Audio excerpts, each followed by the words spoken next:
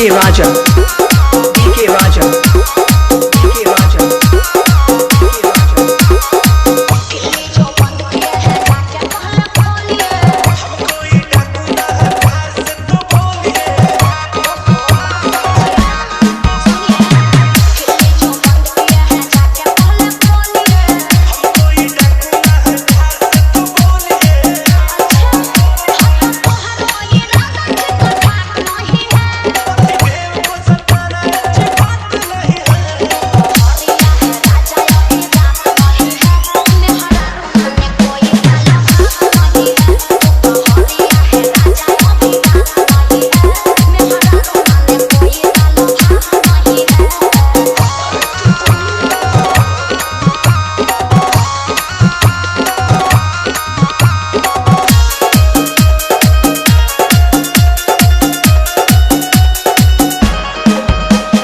DK Raja, DK Raja, DK Raja, DK Raja.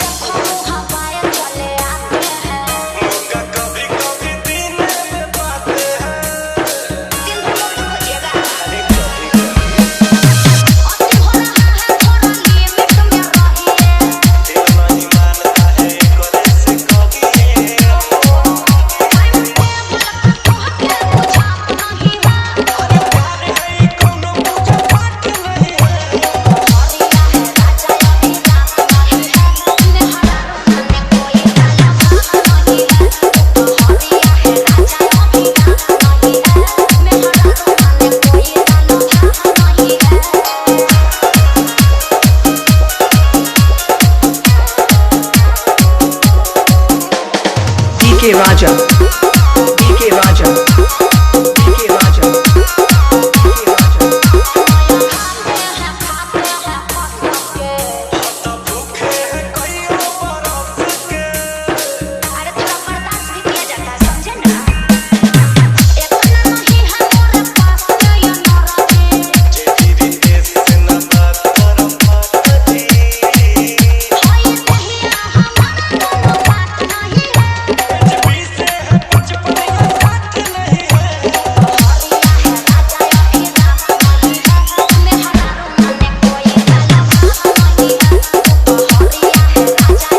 DK Raja, DK Raja, DK Raja, DK Raja.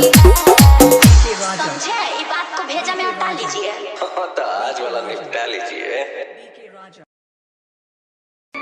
पैसों में खोल देते सपना ये देखा बिकते मैंने टैलेंट सरे आम बाकी तो कर देते बात भी किसी रैप में लिख देता मैं मेरी जान कर दे कत्ल मेरी बोली ऐसी बीट पे सब कुछ पालू बंदा एकदम भीट में बजा लो मेरे गाने तुम सारे रिपीट पे हंटर पीछे जैसे मारे कोई पीठ पे कौन मेरी बात माने मैं तो करूँ मेहनत जीता रहता मैं तो ऊपर वाले के नसीब से लिखा कर थोड़ा बहुत पहले तो सीख के बना देते हो तुम कुछ भी अजीब से हमको प्रणाम किया करो तमीज से हाथ ना फैलाया करो बेड़े ऐसे भीख से ना होता रहे फील